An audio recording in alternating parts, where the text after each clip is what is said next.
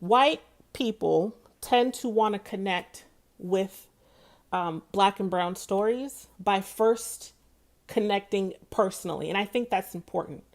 That shows there's a potential to find a human connection.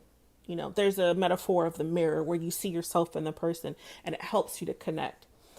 And so I think you personalize somebody else's story, and that oftentimes happens through this process. I think it's good. It's a good process, but it can't be the only process. If you don't also you access your heart, but if you don't also access your mind, you will leave with a bunch of stories in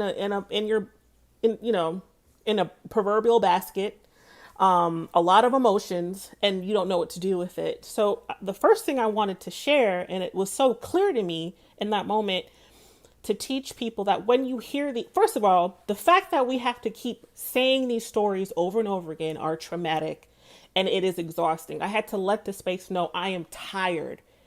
All right. Not everybody is built the same. Some people can just share their stories and they're open book, and and I'm not that person. I get exhausted sharing and hearing stories. All right. So I needed to make that clear. This is helping you guys, but you have to understand the emotional,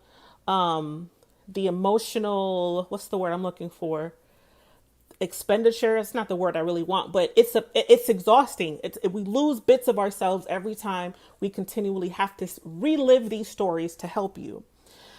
So when you hear us share, you might hear us speak with animation, with anger, with passion, with emotion, and it could be a turnoff. It could make you uncomfortable because you don't know how to receive all of that. So I just needed to make that clear, though, that don't shy away from the discomfort.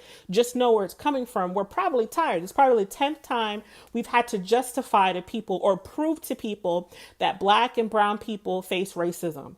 The fact that we even have to have a constant justification, or not justification, a constant proof. We have to constantly prove that racism still exists. It's exhausting, and we have to share our personal tragedy, relive our tragedy to share with you so you can get the hint, because all these years you've lived behind the veil. It's exhausting. And I say that to tell people that when you hear stories, then it's good to connect with me, but I also need you to put your mind on and understand, why am I listening to this story? Be very intentional about the stories you're receiving, because all of this is to help you be an advocate for us or an ally for us. If you can hear my story or our stories enough that you can re-articulate it in spaces that I do not have access to, or when we're in meetings, the Black and brown people aren't the only ones speaking. You also have context to speak to it too, then that helps the cause. So when you're listening, it's okay to cry. White tears occupy a lot of space in these areas. So,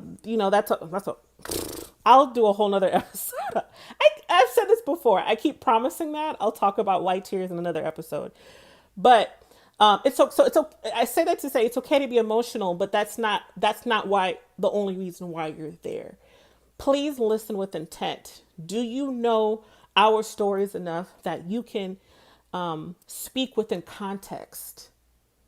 And will it help shape the way that you create relationships? And in education, all of this is because of education within this industry. Will it shape your curriculum?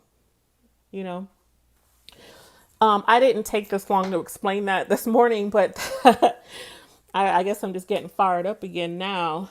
But that was important for me to say in the moment. So I was kind of glad that Rudy was like, you should say something. Because I felt like that's something because sometimes I feel like white people come to these spaces, they don't know what to do with it. Like, well, here's what you can do. Listen, but listen with purpose. You have a plan now. So listen with the intent to take actions, or to have these stories inform your decision making and in education, the way you treat your job.